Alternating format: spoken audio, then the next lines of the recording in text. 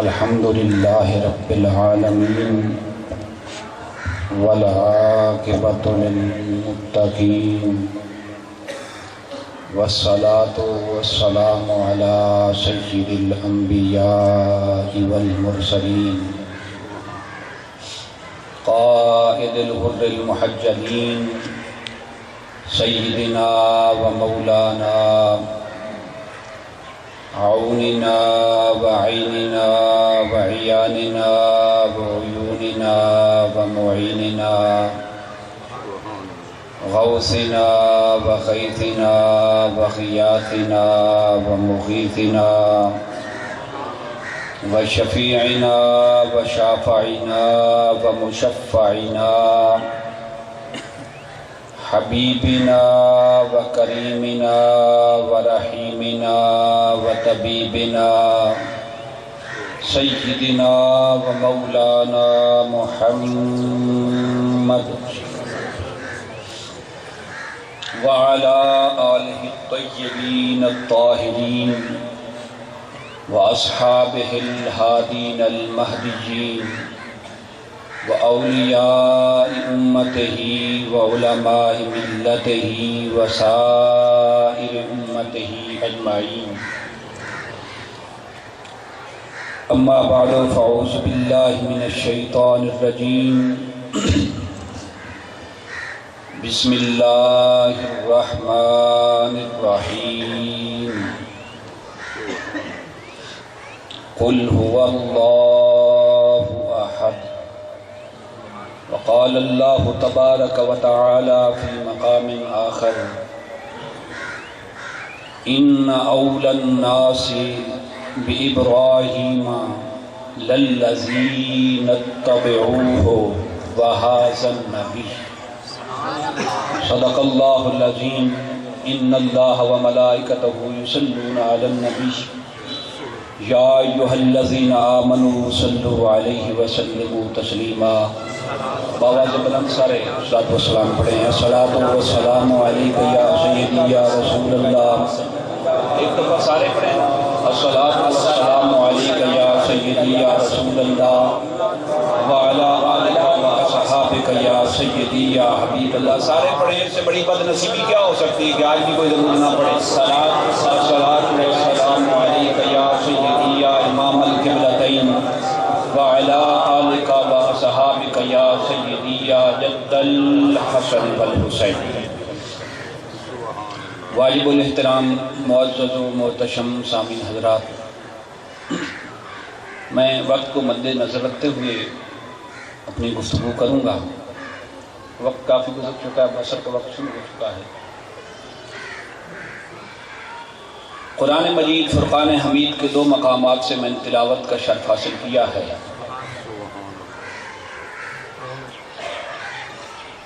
جن میں سے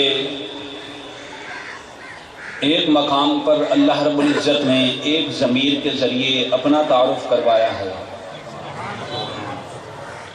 اور دوسرے مقام پر ایک ضمیر کے ذریعے اپنے حبیب کا تعارف کروایا ہے۔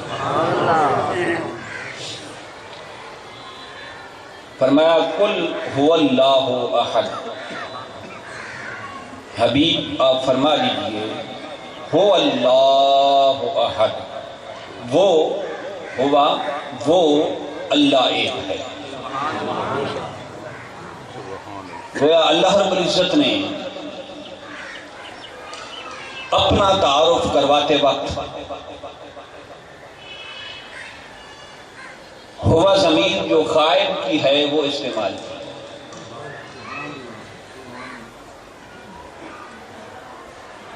اور دوسرے مقام پر فرمایا ان اول الناس ابراہیم للذین اتبعوہ، بے شک ابراہیم علیہ السلام کے قرب کے وہ لوگ حقدار ہیں، للذین اتبعوہ، جنہوں نے ان کی پیروی کی، ان کی اطاعت کی، وَهَذَا النَّبِيُّ، اور یہ نبی اب ذرا توجہ فرمائیں، ادھر فرماتا ہے وہ اللہ، وہ اللہ، وہ اللہ، اور اس مقام پر فرمایا ھذا النبی، یہ نبی۔ کیا؟ وہ اللہ اور یہ نبی۔ ضمیریں تین قسم کی ہوتی ہیں، میں آسان لفظوں میں آپ کو بات سمجھانا چاہتا ہوں۔ ایک ضمیر متکلم کی ہوتی ہے، مثلاً آنا، میں، یہ متکلم کی ضمیر ہے۔ ایک ضمیر مخاطب کی ہوتی ہے، جس طرح انتا، انتما، انتم، اور پوری گردان ہے۔ اور تیسری ضمیر ہوتی ہے غائب، جیسے ہوگا، وہ۔ تو رب کائنات نے فرمایا ہو اللہ احد، حبیب فرما دیجئے وہ اللہ ایک ہے، وہ غائب ہے۔ کس سے غائب ہے؟ وہ علم، فہم، فراست، ادراک، شعور، سب چیزوں سے غائب ہے۔ نہ سماعت میں آ سکتا ہے،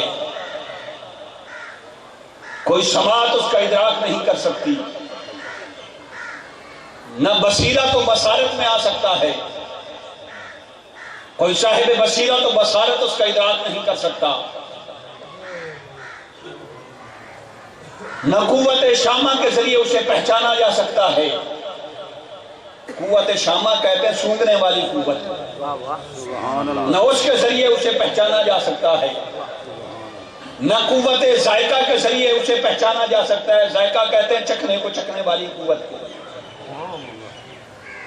نہ قوت لامسہ کے ذریعے اس کا ادراک ہو سکتا ہے، قوت لامسہ کہتے ہیں چھونے کی قوت کو۔ ہو اللہ، غائب کی ضمیر استعمال کی کہ وہ اللہ غائب ہے، وہ ان تمام چیزوں سے پاک ہے۔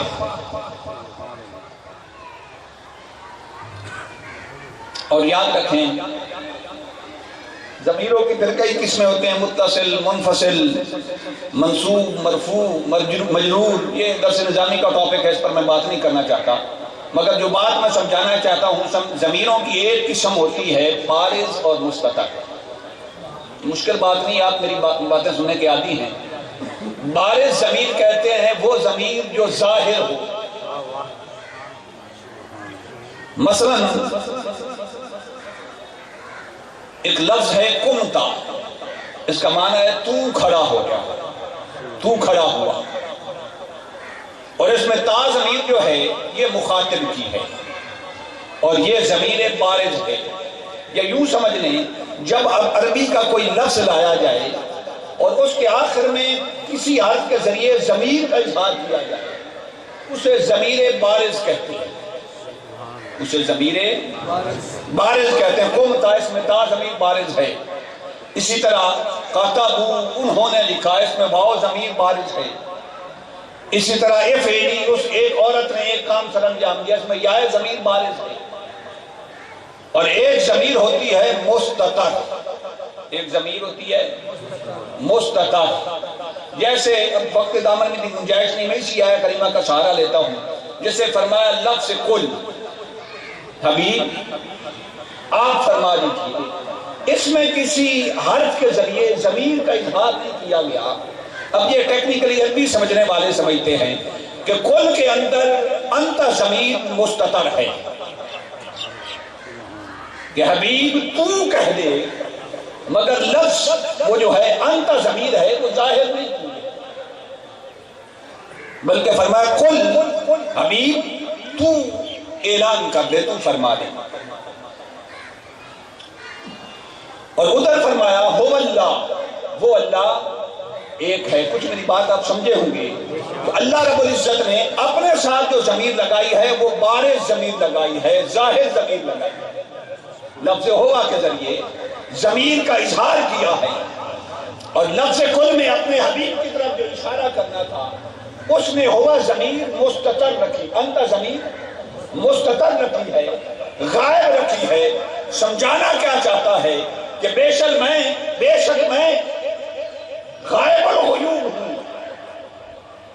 کوئی میرا ادراک نہیں کر سکتا، نہ شعور کے ذریعے، نہ فن کے ذریعے، نہ کسی صلاحیت کے ذریعے، نہ ادراک کے ذریعے، نہ سماعت کے ذریعے، نہ بصارت کے ذریعے، نہ قوت لامسہ کے ذریعے، نہ قوت شامہ کے ذریعے، نہ قوت ذائقہ کے ذریعے، بے شک میرا کوئی اظہار نہیں کر سکتا، میرا کوئی ادراک نہیں کر سکتا، مگر اس کے باوجود میں ظاہر ہوں، میں ظاہر ہوں۔ میری شان یہ ہے کہ میں ظاہر بھی ہوں، باطن بھی ہوں، اول بھی ہوں، آخر بھی ہوں، میں تو ہر طرح سے ظاہر ہوں۔ اس کائنات میں کبھی اپنے افعال کے ذریعے، کبھی اپنی قدرت کے ذریعے، کبھی اپنے صفات کے ذریعے میں ظاہر ہوں۔ ادھر فرمایا کل حبیب آپ فرما دیں، اس میں ضمیر مستتر رکھی، کیوں؟ رب کائنات گویا یہ سمجھانا چاہتا ہے کہ میرے حبیب کا مقام اور مرتبہ سمجھنے کی کوشش کرنے والوں، میں نے اپنے لیے ضمیر ظاہر رکھی ہے اور حبیب کے لیے ضمیر مستتر رکھی ہے۔ یہ تو کائنات میں ممکن ہے کہ کوئی میرا ادراک کر سکے، مجھے پہچان سکے، مگر مقام مصطفیٰ کا ادراک اور پہچان ممکن نہیں۔ یہ تو ممکن ہے کہ کوئی میری معرفت حاصل کر سکے، مجھے پہچان سکے، مگر میرے حبیب کی معرفت اور پہچان ممکن نہیں۔ میرے حبیب کی معرفت اور پہچان ممکن نہیں، اس لیے فرمایا ہو اللہ، وہ اللہ ایک ہے۔ ادھر فرمایا کل حبیب تو کہہ دے، ضمیر مستتر رکھی۔ اب آگے سنیے، جب ضمیر مستتر رکھی تو سوال پیدا ہوتا ہے کہ مولا کیا تو اس بات پر قادر نہیں کہ تو خود اپنی توحید کا اعلان کرے، تو خود بندوں سے کہے کہ میں ایک ہوں، وحدہ لا شریک ہوں، سمد ہوں، لم یلد ہوں، لم یولد ہوں، تو خود کیوں نہیں فرماتا؟ حبیب سے کیوں کہتا ہے؟ فرمایا کائنات والو، میں اگر کسی سے بات کروں، سادہ سی بات کروں، میں کسی سے کلام کروں تو وہ 3 طریقوں کا کلام ہوتا ہے۔ ٹیکنیکل بات ہے، سمجھیں، وہ 3 طریقوں کا کلام ہوتا ہے، وحین او من ورائے حجاب او یرسل رسولا۔ میں جب کلام کرتا ہوں تو وہی بھیجتا ہوں، یا کلام کرتا ہوں تو میں پردوں کے پیچھے سے کلام کرتا ہوں، یا فرشتہ بھیجتا ہوں، یا میرے نال ظلم نہ کر، کھول اس میں، یا فرشتہ بھیجتا ہوں، یا فرشتہ بھیجتا ہوں۔ اور یہ 3 جو میری کلام کے طریقے ہیں، یہ تو صرف نبیوں کے لیے ہیں، یہ تو صرف نبیوں کے لیے ہیں۔ وہی کروں یا من برائے حجاب کلام کروں یا فرشتہ بھیج کر کلام کروں، میں جس طریقے سے بھی کلام کروں، میں جس سے کلام کروں وہ تو نبی بن جاتا ہے۔ سمجھ لیں کہ میں جس سے کلام کروں وہ تو نبی بن جاتا ہے، تو پھر میں ہر ایک سے کیسے کلام کر سکتا ہوں؟ میں ہر ایک کو نبی تھوڑا بناتا ہوں۔ میری تو شان یہ ہے کہ میں جس سے کلام کروں وہ نبی بن جاتا ہے، وہ نبی بن جاتا ہے۔ اور کسی سے برائے حجاب کلام کرتا ہوں طور پر، کسی سے برائے حجاب کلام کرتا ہوں، ہے وہ بھی نبی۔ کسی سے برائے حجاب کلام کرتا ہوں طور پر، اور کسی کو بغیر حجاب کے کسی سے ملاقات کرتا ہوں ادنا پر، تو برائے حجاب کلام کرے ہے وہ بھی نبی، جس سے طور پہ برائے حجاب کلام کرتا ہے، پردے میں کلام کرتا ہے وہ بھی نبی۔ اور اور جسے اللہ کے مقام پر بلا کر تمام حجابات اٹھا کر بے حجاب جس سے بہتے گفتگو ہوتا ہے وہ بھی نبی۔ فرق یہ ہے کہ جس سے میں حجاب میں کلام کروں وہ کلیم ہوتا ہے، جس سے پردوں میں کلام کروں وہ کلیم ہوتا ہے، اور جس سے پردے ہٹا کے بے حجاب کلام کروں کبھی یہ حقیقت منتظر نظر آ لباس مجاز میں کہ ہزار سجدے تڑپ رہے ہیں میری جبین نیاز میں جس سے بے حجاب کلام کروں اسے حبیب کہتے ہیں۔ نعرہ تکبیر، نعرہ رسالت، آمد مصطفیٰ، چہرہ بددعا، ہم اپنے نبی کے۔ تو میں بات عرض کر رہا تھا، میں اپنے موضوع سے نہ ہٹ جاؤں۔ جو فرماتا ہے کہ جب میں توحید کا اعلان بھی کروانا چاہوں تو اپنے حبیب سے کرواتا ہوں، اپنے حبیب کو وسیلہ بناتا ہوں۔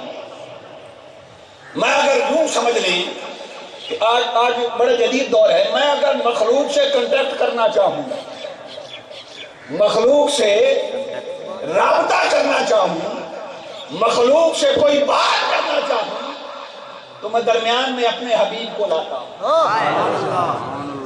درمیان میں مخلوق سے بات کرنے کے لیے، سن مولوی کی گل نہیں ہے، میں مخلوق سے بات کرنے کے لیے حبیب کو وسیلہ بناتا ہوں۔ میں خدا ہو کر مخلوق سے رابطہ کرنا چاہوں، مخلوق سے کنٹیکٹ کرنا چاہوں تو حبیب کو وسیلہ بناتا ہوں۔ مخلوق میں سے کون ایسا ہو سکتا ہے جو مجھ سے کنٹیکٹ کرنا چاہے اور کہے حبیب کے بغیر ہو جائے، اس وسیلے کے بغیر ہو جائے؟ میں خدا ہو کر بغیر وسیلے کے مخلوق سے کنٹیکٹ نہیں کرتا۔ اب اگر مخلوق مجھ سے کنٹیکٹ کرنا چاہے، مجھ سے رابطہ کرنا چاہے، نادانوں، اگر خدا وسیلے کے بغیر مخلوق سے نہیں ملتا، خدا وسیلے کے بغیر مخلوق سے نہیں ملتا تو مخلوق میں سے کوئی خدا سے وسیلے کے بغیر کیسے مل سکتا؟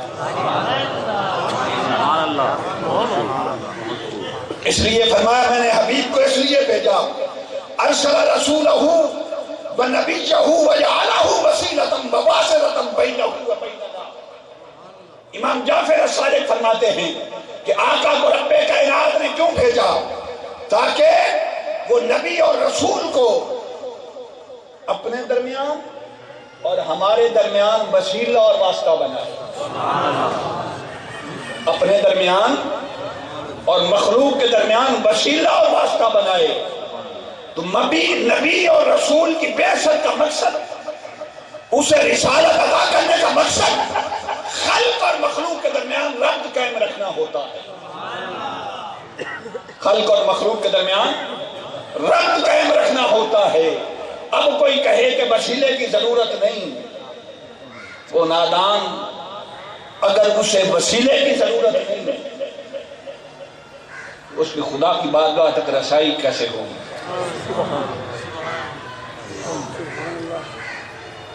چند سمپل سوچ کھولے میں رکھ جاؤں، آج بھی ہیں تو ہوں یہ دن کی ہوں گا پہ گویا فرمایا میں براہ راست مخلوق سے کلام نہیں کرتا، درمیان میں وسیلہ رکھتا ہوں، وہ مجھ سے سنتا ہے اور ادھر پہنچاتا ہے، مجھ سے سنتا ہے اور ادھر پہنچاتا ہے، وہ مجھ سے اخذ کرتا ہے اور ادھر عطا کرتا ہے، وہ مجھ سے وصول کرتا ہے اور ادھر تقسیم کرتا ہے۔ تو مخلوق اور میرے درمیان کوئی بھی ربط واسطہ رسالت کے بغیر ممکن نہیں۔ اگر رب مخلوق سے کنٹیکٹ کرے تو وہ بھی وسیلے سے کرتا ہے، اور اگر مخلوق رب سے کنٹیکٹ کرے تو وہ بھی وسیلے کے ساتھ کرتی ہے۔ اب ذرا توجہ رکھیں، میں بات کو مختصر کرنا چاہتا ہوں۔ اب سوال یہ پیدا ہوتا ہے، رب کائنات نے جو فرمایا ہاذا النبی، یہ کیوں فرمایا یہ نبی، وہ خدا اور یہ نبی؟ یہ کیوں فرمایا؟ مولا تو ہوا زمین کے ذریعے اپنا ہونا تو نے ظاہر بھی کیا، اور ساتھ غیب کی زمین لگا کر یہ بھی بتایا کہ تو غائب الغیوب ہے، تجھ تک رسائی ممکن نہیں بغیر وسیلہ کے۔ کیا تیرے حبیب کی شان بھی یہی ہوبا ہے؟ فرمایا نعرہ تکبیر، نعرہ رسالت، نعرہ تحقیق، نعرہ حیدری، نعرہ غوثیہ، آمد مصطفیٰ، آمد مصطفیٰ، چہرہ بددہا، چہرہ بددہا، ہم اپنے نبی کے دیوانے، ہم اپنے نبی کے دیوانے، لجپال نبی کے دیوانے، لجپال نبی کے دیوانے، پتی پتی پھول پھول یا رسول یا رسول، پتی پتی پھول پھول یا رسول۔ تو وہ کہتا ہے کہ میرا تعارف یہ ہے کہ ہو اللہ احد، میں ہوگا ہوں، مگر اگر میرا حبیب بھی ہوگا ہو تو پھر رسائی کیسے ممکن ہو؟ میری ضمیر بود کی ضمیر ہے، ہوگا ضمیر بود کی ہے، دوری کی طرف اشارہ کرتی ہے، اور ہذا ضمیر قربت کی ضمیر ہے، یہ قربت کی طرف اشارہ کرتی ہے۔ فرمایا ہو اللہ، ادھر فرمایا ہذا النبی، وہ اللہ ہے اور یہ نبی ہے۔ قرآن تو 1400 سال پہلے نازل ہوا، جس وقت مولا یہ آیہ کریمہ نازل ہوئی کہ ہذا النبی، اس وقت تو میرے آقا اپنی ظاہری حیات طیبہ میں تھے، اس وقت حضور کی مجلس میں سیدنا صدیق اکبر جیسے لوگ تھے، سرکار فاروق اعظم جیسے لوگ تھے، سرکار عثمان ذو النورین جیسے لوگ تھے، مولا کائنات جیسے لوگ تھے۔ ایک میرے آقا سامنے تھے، ایک میرے آقا سامنے تھے، دوسرا ضمیر ہذا کی تھی، قرآن نازل ہو رہا تھا، اس وقت تو کسی کو شک نہیں ہونا تھا۔ ایک ابو بکر جیسے ایمان والے، فاروق اعظم جیسے ایمان والے، سرکار عثمان غنی جیسے ایمان والے، مولا حیدر کرار جیسے ایمان اور عقیدت والے، اس وقت تو یہ شبہ ہی پیدا نہیں ہو سکتا تھا۔ مولا اب 14 صدیاں بیت گئیں، اب 14 صدیاں بیت گئیں، کیا تیرا نبی اب بھی حاضر ہے؟ یہ نبی، کیا تیرا حبیب اب بھی حاضر ہے، اب بھی موجود ہے، اب بھی قریب ہے؟ تو فرمایا کائنات والو یاد رکھو، جس وقت یہ آیا نازل ہوئی تھی، مدینہ تھا، صحابہ تھے، حضور سامنے تھے، قرآن نازل ہو گیا۔ اب 1400 سال بعد یہ میرا کلام ہے، یہ منزل من اللہ ہے۔ 1400 سال بعد زمانے بدل سکتے ہیں، قرآن نہیں بدل سکتا، ملک بدل سکتے ہیں، قرآن نہیں بدل سکتا، کائنات بدل سکتی ہے، قرآن نہیں بدل سکتا۔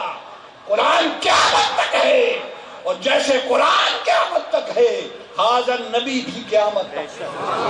نعرہ تکبیر، نعرہ رسالت، ہم اپنے نبی کے، لجپال نبی کے، آمد مصطفیٰ، چہرہ بددہا، ہمارا حاضر نبی، یہ نبی قیامت تک ملک بدل سکتے ہیں، قیامت تک زمانے بدل سکتے ہیں، قیامت تک سلطنت اور اقتدار بدل سکتے ہیں، مگر میرا نبی جیسے 1400 سال پہلے حاضر نبی تھا، قیامت تک حاضر نبی ہے۔ اور صرف قیامت تک نہیں، بلکہ یہ نبی 1400 سال سے سے پہلے بھی آدم نبی تھا جب کچھ بھی نہیں تھا، جب کچھ بھی نہیں تھا تب بھی یہ آدم نبی تھا، جب قرآن نازل ہوا تب بھی یہ آدم نبی ہے، پھر 1400 سال بیت گئے اب بھی یہ آدم نبی ہے، جو دنیا میں رہے گا اس کے لیے بھی آدم نبی ہے، جو قبر میں پہنچے گا اس کے لیے بھی آدم نبی ہے، جب محشر میں جمع ہوں گے تب بھی آدم نبی ہوگا، جب جنت میں جائیں گے تب بھی آدم نبی ہوگا۔ سیدی مرشدی سیدی مرشدی، اور توجہ رکھیں، فرمایا من یطع الرسول فقد اطاع اللہ، جو رسول اللہ کی اطاعت کرتا ہے، یہ مضارع ہے، یطع ہے مضارع ہے، اور مضارع جو ہوتا ہے یہ حال اور مستقبل دونوں کے لیے استعمال ہوتا ہے، اس میں مستقبل کا معنی بھی پایا جاتا ہے اور حال کا معنی بھی پایا جاتا ہے۔ جہاں رب کائنات اپنے حبیب کی بات کرتا ہے تو صیغہ مضارع کا لاتا ہے، اور جہاں اپنی بات کرتا ہے تو فرماتا ہے اطاع اللہ، ماضی کی بات لاتا ہے، ماضی کا صیغہ لاتا ہے۔ ماضی کہتے ہیں گزرے ہوئے وقت کو، ماضی کہتے ہیں گزرے ہوئے وقت کو، اور حال تو ہمیشہ حال ہوتا ہے، حال تو ہمیشہ حال ہوتا ہے۔ آج بدھ ہے، آج حال ہے، کل جمعرات حال ہوگا، پرسوں جمعہ حال ہوگا، ہر آنے والی گھڑی حال ہوتی ہے۔ رب کائنات فرمانا چاہتا ہے حبیب میں اپنی بات کروں تو ماضی کا صیغہ لاتا ہوں، تیری بات کروں تو مضارع کا صیغہ لاتا ہوں، اس لیے کہ مجھے تو کوئی گزرا ہوا کہہ نہیں سکتا، مجھے تو کوئی گزرا ہوا کہہ نہیں سکتا، بات تھی تیری عزت و ناموس کی تو میں نے تیرے لیے مضارع کا صیغہ بھیجا۔ اس لیے یاد رکھیں کسی مذہب میں ماننے والے وہ کسی خدا کو مانتے ہیں، ہندو برہما کو مانتے ہیں، شیو کو مانتے ہیں، وشنو کو مانتے ہیں، رامائن کتاب ہے، مہاراج کو ماننے والے کوئی 1000 خدا کو مانے یا ایک کو مانے، عیسائی بھی کسی نہ کسی کو تو خدا مانتے ہیں، یہودی بھی کسی نہ کسی کو خدا مانتے ہیں، زرتشت بھی کسی نہ کسی کو خدا مانتے ہیں، اور جین والے بھی کسی نہ کسی کو خدا مانتے ہیں۔ جو جس کو خدا مانتا ہے اسے گزرا ہوا نہیں مانتا، اسے گزرا ہوا نہیں مانتا بلکہ موجود مانتا ہے۔ تو فرمایا حبیب میری عزت کا تو سوال نہیں تھا، خدا کو کوئی جس رنگ میں مانے موجود مانتا ہے، سوال تھا تیری عزت کا، تو مجھے کوئی موجود مانے یا ماضی مانے مجھے اس سے فرق نہیں پڑتا، کیونکہ میں تو ہر وقت موجود ہوں۔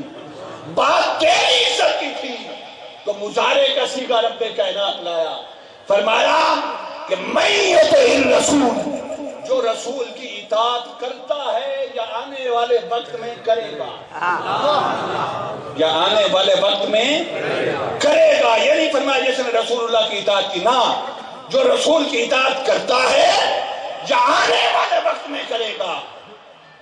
گویا رب کائنات یہ فرمانا چاہتا ہے کہ حبیب وقت بدلتے رہیں گے، زمانے بدلتے رہیں گے، لوگ بدلتے رہیں گے، دور بدلتے رہیں گے، پر حبیب تیری شان نہیں بدلے گی، تو ہمیشہ ہر دور میں موجود رہے گا، ہر زمانے والے تجھے اپنے اندر موجود پائیں گے۔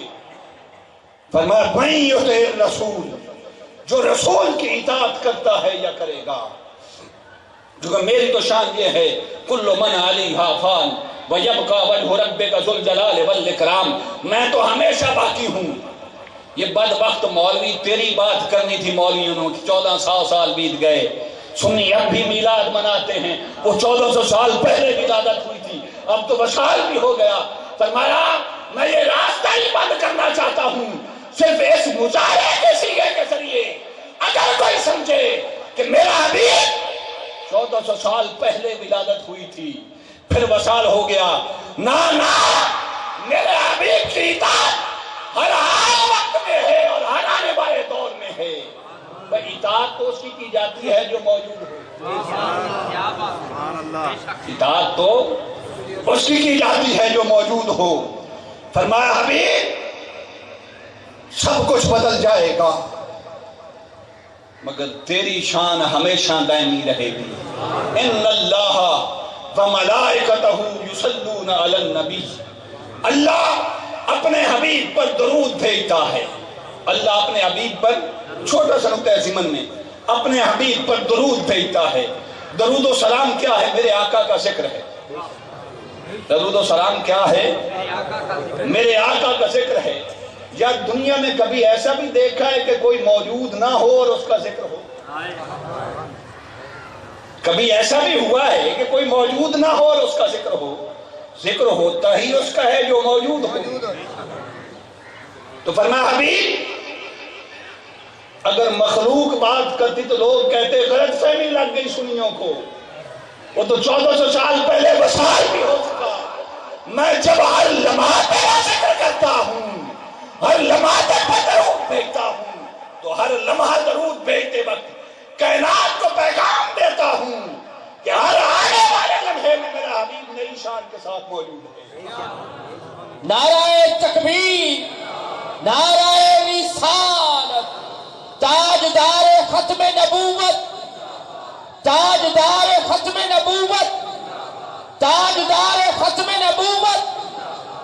اب ذرا توجہ کیجیے، میں آدھا وقت میرا ہو چکا اور آدھا وقت اب آسان گفتگو کی طرف لاتے ہیں۔ ایک ہے قرآن، قرآن کی بات ہو رہی ہے نا، ایک ہے قرآن اور ایک ہے صاحب قرآن۔ کلام الہی اگر الفاظ کی صورت میں دیکھنا ہو تو وہ قرآن مجید ہے، اور اگر کلام الہی کا عملی پیکر دیکھنا ہو تو وہ مصطفیٰ کی ذات ہے۔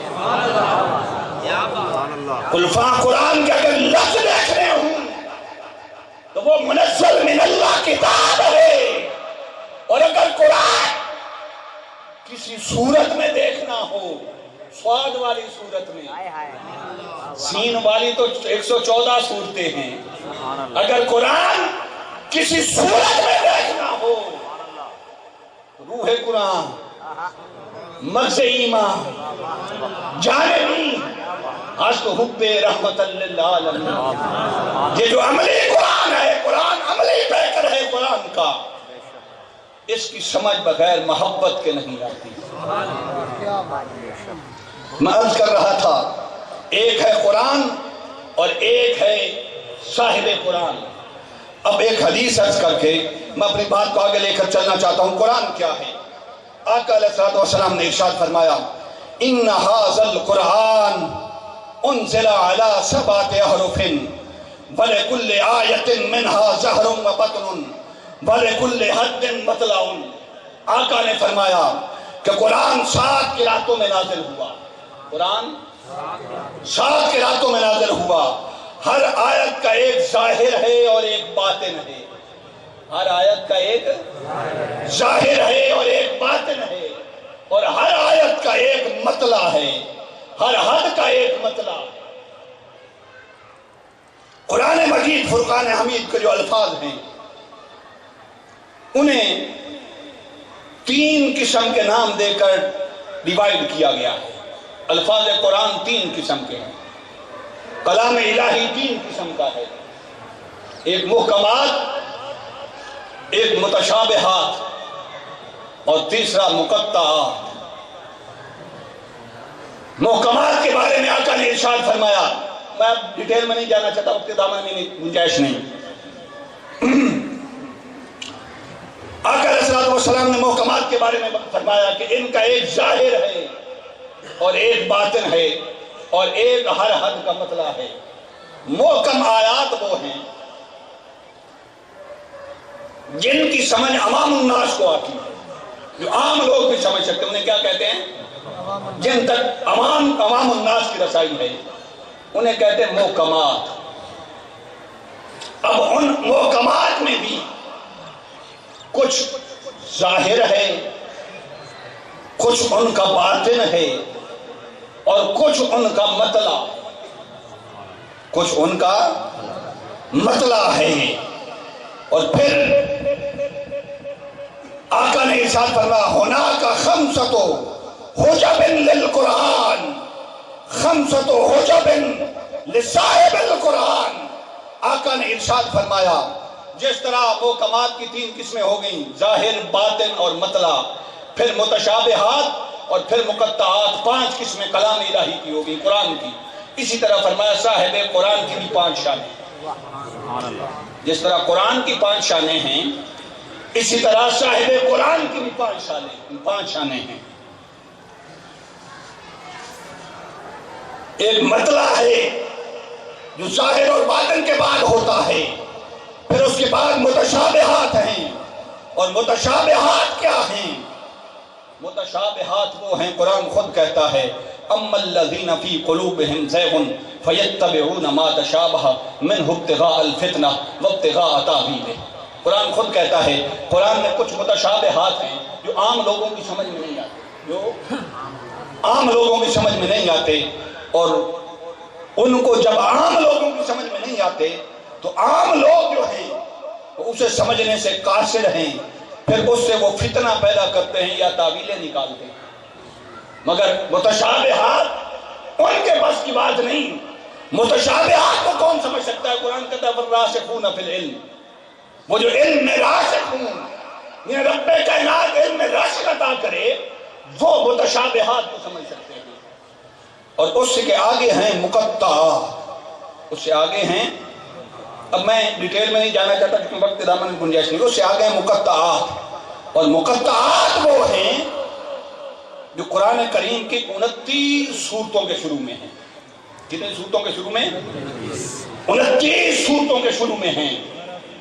اور مقطعات جو ہیں ان کا اعجاز یہ ہے، ایک حرف یا 2 یا 3 حرف ہوتے ہیں اور ان سے پوری سورت معمور ہوتی ہے،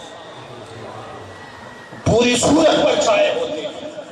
مثلا ایک مثال میں دینا چاہتا ہوں، قاف، لفظ قاف مقطعات میں سے ہے، سورہ قاف کا پہلا لفظ۔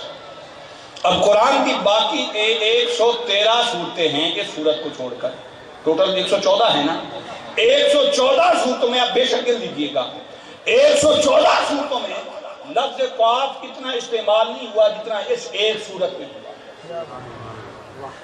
اس ایک سورت میں ہوا ہے، اتنا 113 سورتوں میں استعمال نہیں ہوا۔ یعنی یہ جو لفظ مقطعات میں سے قاف ہے مثلا، اس کی چھاپ پوری سورت پر ہے۔ اور قرآن کیا کہتا ہے؟ بل عجبوا ان جاءهم منذر منهم فقال الكافرون هذا شيء عجیب۔ ترجمہ قراف اور یہ قرآن مجید ان سے ڈرانے والے جب ان کے پاس آئے تو کافروں نے کہا کہ هذا شيء عجیب، یہ ایک شے عجیب نہیں ہے۔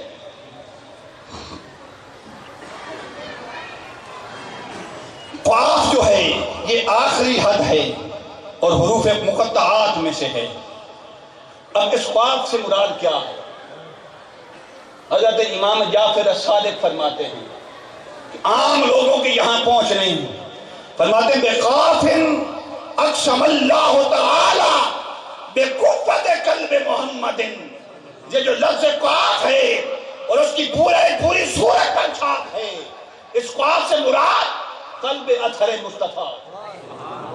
قاف یعنی رب کائنات فرماتا مجھے قسم ہے قوت قلب مصطفیٰ کی، قوت قلب مصطفیٰ کی، ہے اشارۃ الی قوت القلب المحمدی الذی هو العرش الالہی المحیط بعاشقن برمز الیہ عبداللہ بن عباس۔ اس سے اشارہ قلب محمدی کی قوت کی طرف کیا گیا ہے جو عرش الہی کو محیط ہے۔ اور اس رمز سے پردہ عبداللہ بن عباس نے اٹھایا۔ تو جس طرح قرآن مجید کے 5 مقامات ہیں، 5 شانیں ہیں، محکمات کا ظاہر، محکمات کا باطن، اور ان کا مطلب، پھر متشابہات اور پھر مقطعات، اسی طرح آقا علیہ الصلوۃ والسلام کی صاحب قرآن کی بھی 5 شانیں ہیں۔ سنیں اب بات ختم کرنے کی طرف چلتے ہیں۔ آج شاید گفتگو میں زیادہ پیچیدہ کر بیٹھا۔ حضور کی بشریت کی 5 شانیں ہیں، حضور کی بشریت کی 5 شانیں ہیں۔ پہلی بشریت ناسوتی ہے، جس طرح قرآن میں محکمات ہیں، ظاہر الفاظ ہیں اور انہیں ہر ایک سمجھ سکتا، ہے۔ ایک بشر ناسوتی ہے، بشریت ناسوتی ہے۔ اور بشریت ناسوتی کیا ہے؟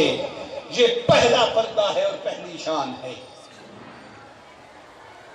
دوسرا درجہ بشریت مصطفیٰ کا بشریت ملکوتی ہے، وہ جس طرح محکمات کا ایک باطن ہے، یہ بشریت ملکوتی ہے۔ اور تیسرا درجہ مصطفیٰ کی بشریت کا، وہ بشریت جبروتی ہے، اور جسے قرآن میں مطلع کہا جاتا ہے، قرآن کی شان بیان کی جائے۔ چوتھا درجہ نورانیت مصطفیٰ کا ہے، اور 5واں درجہ حقیقت مصطفیٰ کا ہے۔ میں تھوڑا اس پر گفتگو کر کے اپنی بات کو آگے لے کر چلنا چاہتا ہوں۔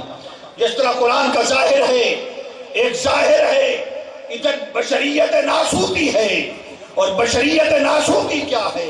دیکھیے قرآن کہتا ہے وَإِذْ قَالَ رَبُّكَ لِلْمَلَائِكَةِ إِنِّي خَالِقٌ بَشَرًا مِنْ صَلْصَالٍ مِنْ حَمَإٍ مَسْنُونٍ۔ اللہ فرماتا ہے کہ جب رب نے تیرے رب نے فرشتوں سے فرمایا میں تخلیق کرنے والا ہوں، ایک بشر کو تخلیق کرنے والا ہوں، وہ بشر جو سیاہ رنگ کے بدبوکار گارے، بجنے والے گارے سے پیدا کرنے والا ہوں۔ یہ عام لوگوں کی بشریت ناسوتی ہے کہ اسے تخلیق کیا گیا اور انسان کو کالے بدبودار بجنے والے گارے سے۔ اور میرے آقا کی بشریت ناسوتی کیا ہے کہ حضور سے تو خوشبوئیں آتی ہیں۔ شان حبیب یہ ہے انما انا بشر مثلکم، فرما دیجئے حبیب صرف خلقت ظاہری میں، بشر ہونے میں میں تمہاری بشریت ناسوتی یہ ہے کہ تمہارے خمیر سے بدبو آتی ہے، تمہارا خمیر سیاہ ہے، کالا ہے، بدبودار ہے، بجنے والا ہے، اور مصطفیٰ کے خمیر سے خوشبو آتی ہے۔ مصطفیٰ کا خمیر روشن ہے، کائنات کو روشن کرنے والا ہے۔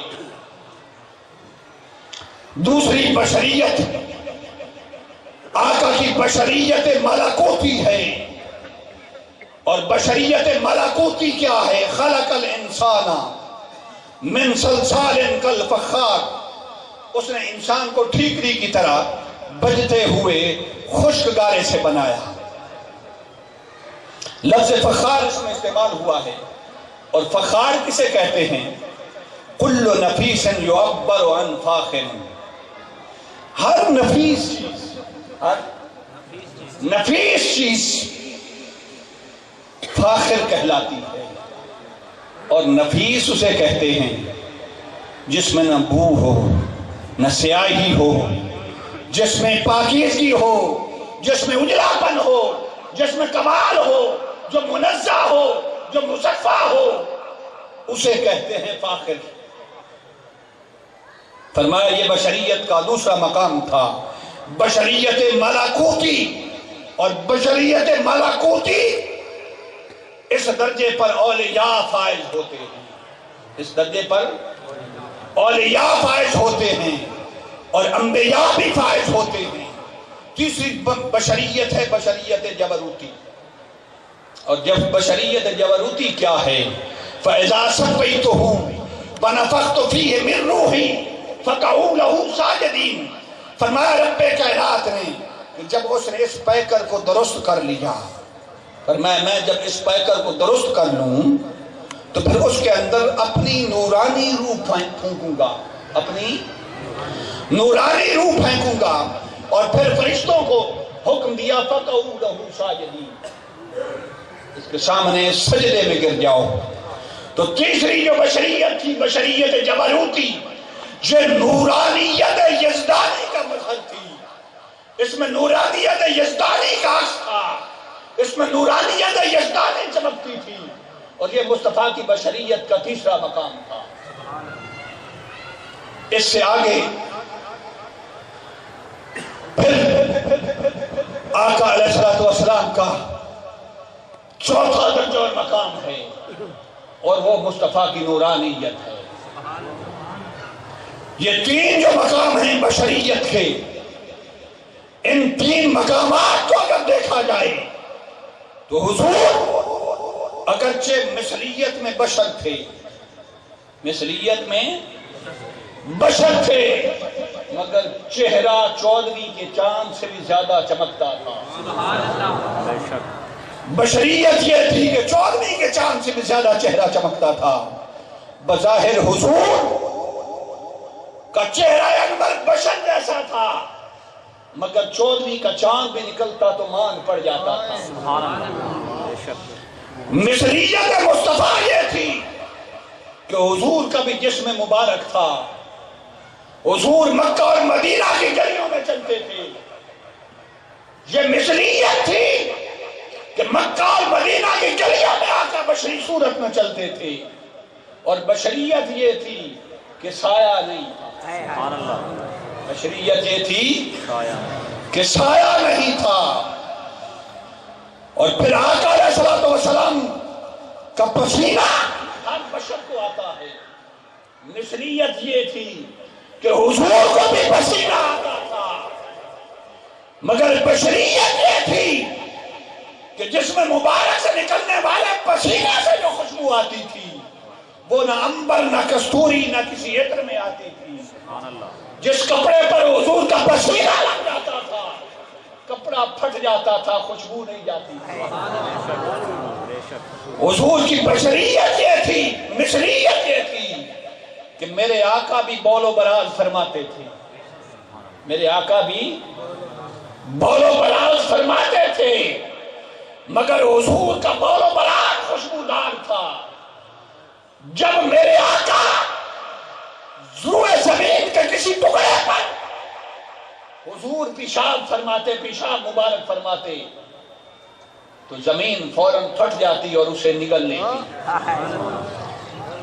وہ اتنا خوشبودار تھا کہ زمین اسے اپنے اندر سما لیتی۔ حضور کا بھی لعاب دہن تھا۔ مثلیت یہ تھی کہ آقا کا بھی تھوک مبارک تھا، مگر بشریت یہ تھی اگر نابینا آنکھ پر لگتا تھا تو بینائی پلٹ آتی تھی۔ خیبر کے مقام پر اگر مولا علی کی آنکھ پر لگاتے ہیں، ان گل بن کرن دے آئے، مولا علی کی جس آنکھ پر میرے آقا کا لعاب لگا وہ پھر زندگی پر خراب نہیں ہوئی، جیڑی رب دی دیتی ہوئی سی وہ کدی کدی خراب ہو جاندی سی۔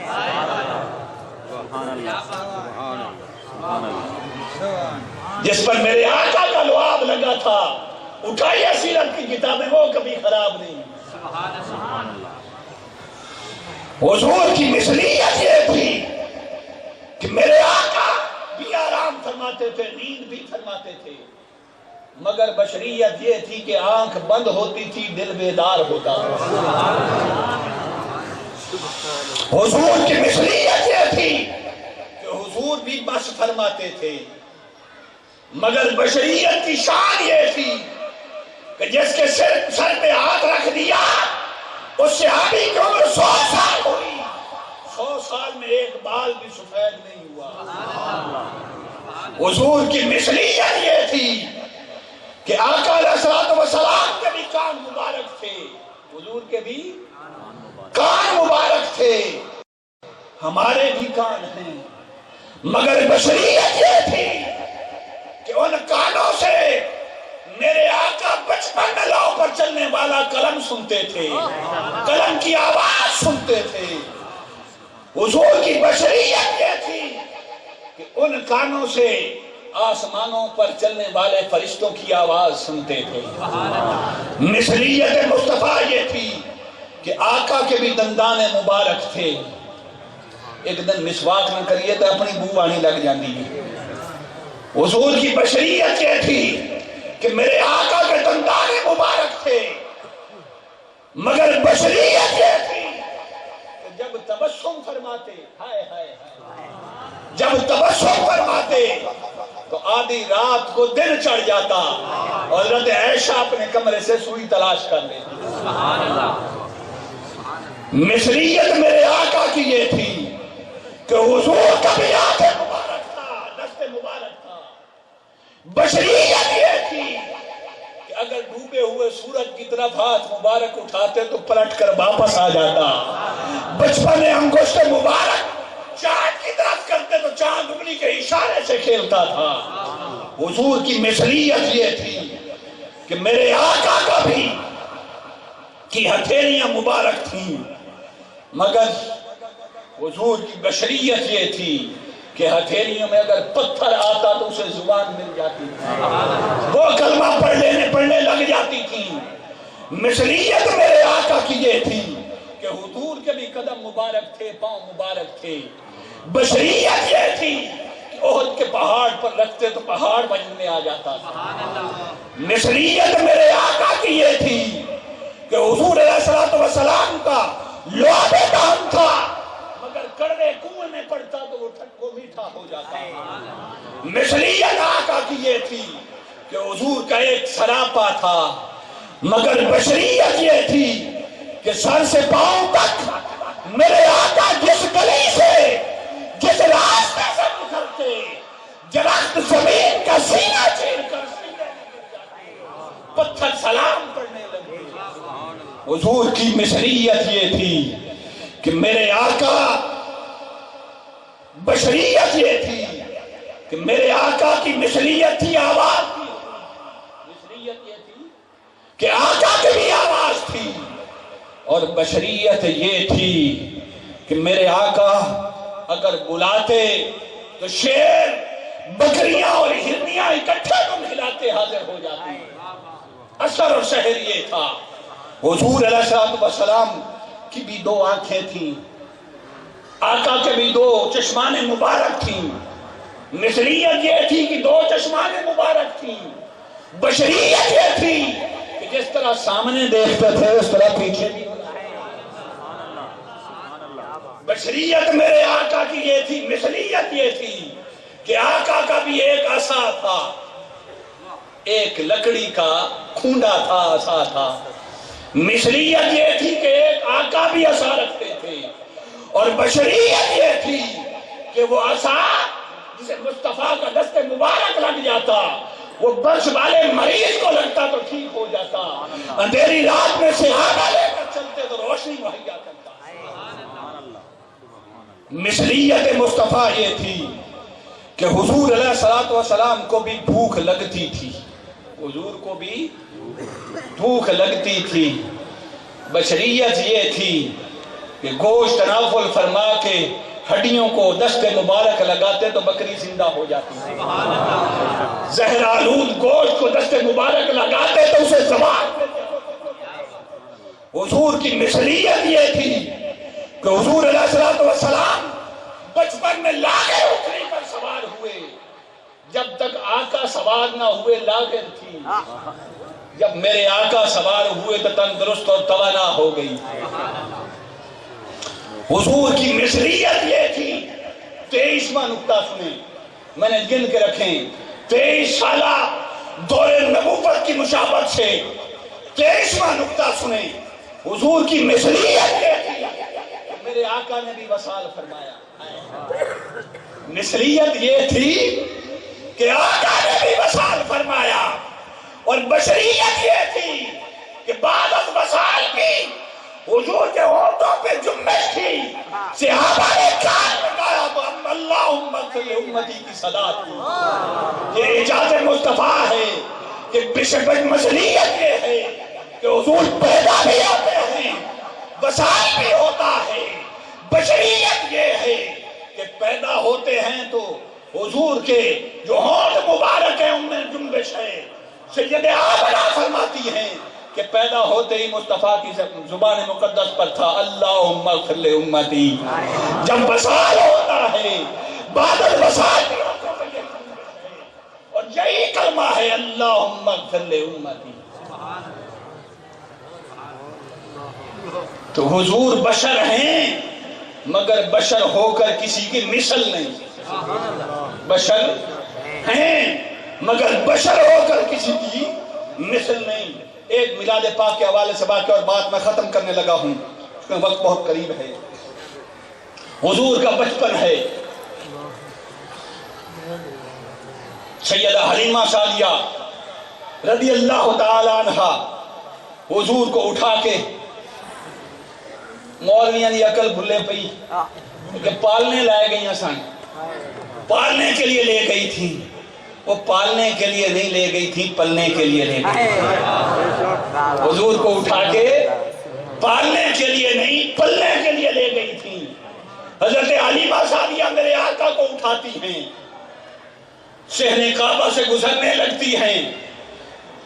اس وقت یہ رواج تھا کہ جو دایا کسی بچے کو پالنے کے لیے لے جاتی تھی وہ کعبے کا طواف کرواتی تھی۔ حضرت حلیمہ سعدیہ جب کعبے کے سین سے گزرنے لگی تو جی چاہا کہ انہیں بھی کعبے کا طواف کروا دوں۔ کعبے کے گرد 7 چکر پورے کیے، اب چاہا کہ حجر اسود کو بوسہ دے لوں۔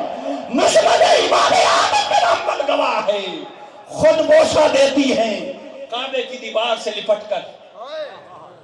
حضرت حلیمہ خود بوسہ دیتی ہیں کعبے کی دیوار سے لپٹ کر۔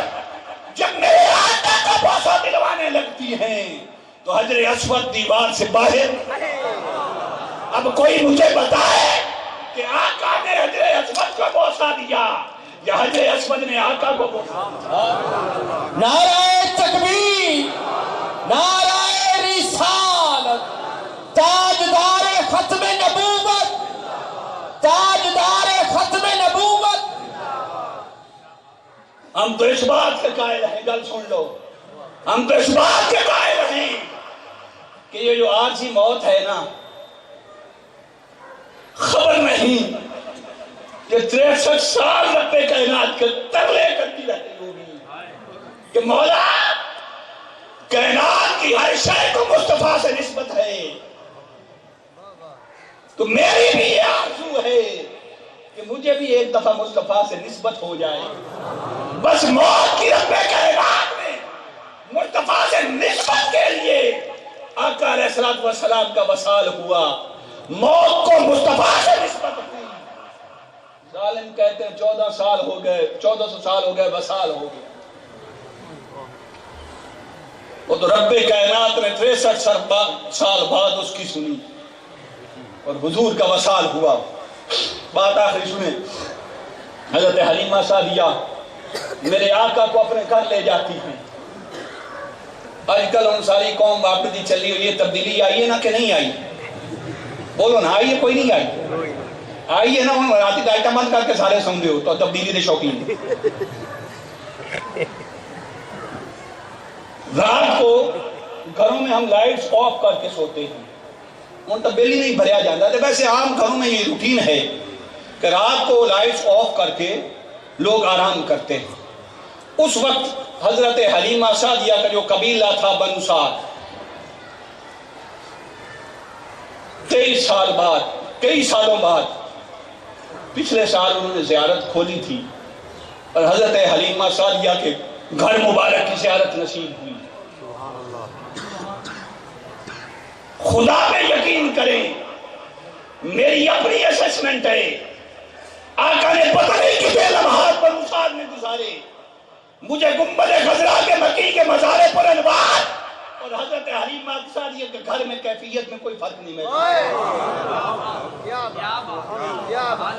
سبحان اللہ، رب کائنات کی قسم، جو کیفیت حضور کی جاریوں کے ساتھ نصیب ہوتی ہے وہی حضرت حلیمہ سعدیہ کو اس گھر پہ نصیب ہوتی ہے۔ رات کو جب بنو سعد کے لوگ اپنے چراغ جلا دیتے بند کر دیتے تھے، اب پہلے تو یہ روٹین تھی کہ حضرت حلیمہ سعدیہ کسی سے رات کو تیل مانگ کے لاتی تھی، کسی سے تیل مانگ کے لاتی تھی، غربت تھی، اور چراغ جلاتی تھی۔ جب آقا کو اپنے گھر میں لائیں تو بنو سعد کے رئیس بڑے صاحب شربت لوگ دیکھتے ہیں کہ رات کو دیا بند نہیں ہوتا۔ وہ ایک دن پوچھنے لگے کہ حلیمہ تیرا پہلے تو یہ عالم تھا کہ تو تیل مانگ کے چراغ جلاتی تھی، اب رات کو چراغ ہی بند نہیں کرتی۔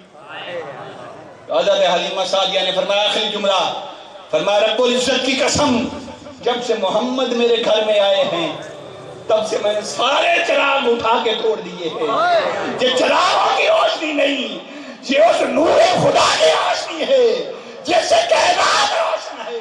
جب سے یہ میرے گھر آئے میں نے تو سارے چراغ ہی توڑ دیے۔